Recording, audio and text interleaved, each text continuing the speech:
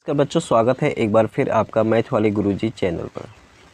बच्चों NMS scholarship से related कुछ क्वेश्चन बच्चों के आ रहे हैं जो कि सभी बच्चों को जानना ज़रूरी है और ये क्वेश्चन सभी बच्चों के दिमाग में आ रहा होगा। ठीक है, तो सबसे पहले क्वेश्चन ये है ये यूपी एनएमएस से जो पास छात्र हैं उनके क्वेश्चन ये है कि सर हम यूपी से हैं और हमने एनएमएस क्लियर कर लिया है, तो अब क्या करें। ठीक है, तो देखो बच्चों, मैं बता देना चाहता हूँ कि अगर आपने एनएमएस क्लियर कर लिया है, ठीक है, तो आपको क्या करना होगा, आपको एनएसपी पोर्टल पे जाके आपको रजिस्ट्रेशन करना होता है। तो ये रजिस्ट्रेशन आपको कब करना होता है, तो ये भी समझ लीजिए। जैसे कि अभी आप इस एनएसपी पोर्टल पे जाएंगे तो शायद आपका ये साइट ना खुले, ठीक है, या खुले तो आपका रजिस्ट्रेशन ना चालू हो। ठीक है, क्योंकि ये रजिस्ट्रेशन चालू होता है लगभग वही सितंबर अक्टूबर माह से चालू होता है और ये चलता रहता है, 2-3-4 महीना भी रहता है। तो जैसा वो चीज़ें रहते हैं उसको चीज़ के बारे में डिटेल में जानकारी आपको बताई जाएगी। जब आपका रजिस्ट्रेशन होने लगेगा तो आपको जानकारी बताई जाएगी।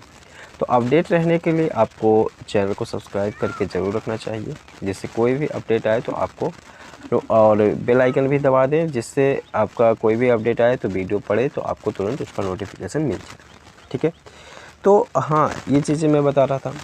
और दूसरी चीज़ ये है कि दूसरा क्वेश्चन ये है कि काफ़ी बच्चों का ये क्वेश्चन है कि सर हमने एनएमएस क्लियर कर लिया है और श्रेष्ठा एग्ज़ाम जो अभी हाल ही में हुआ है उसका पेपर दिया हुआ है, तो सर अगर हमारा श्रेष्ठा एग्ज़ाम में हो जाता है तो मैं क्या करूँगा, एनएमएस को इसके लाभ इसके फ़ायदे को मैं लूँ या श्रेष्ठा एग्ज़ाम को देखूँ।